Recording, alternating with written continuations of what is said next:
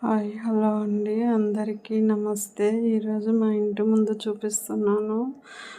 మా ఇంటి ముందు వేప చెట్టు చాలా పెద్దగా ఉంటుంది. ఇంటి ముందు ప్లేస్ కూడా ఎక్కువగా ఉంది. ఉదయాన్నే క్లీన్ చేసుకోవడానికి బాగా టైం పడుతుంది. మొక్కలన్నీ కూడా ఎండలకి అంతా వాడిపోయి పురుగు పట్టి, మందారం మొక్కలు అయితే పురుగు పట్టిపోయినాయి. మందారం మొక్కలన్నీ కూడా కట్ చేసేసినాము.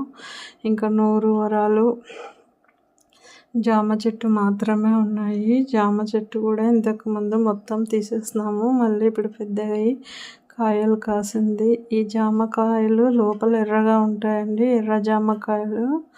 జామ పండు చాలా టేస్టీగా ఉంటుంది. ఇప్పుడు 2-3 కాయలు పట్టినాయండి, స్టార్ట్ అయినాయి జామ పండ్లు. ఇదిగో చూడండి, మా ఇంటి ముందు ప్లేస్ ఇలా ఉంటుంది. చాలా ఎక్కువగా ఉంటుంది. ఉదయాన్నే క్లీన్ చేసుకోవడానికి బాగా టైం పడుతుంది.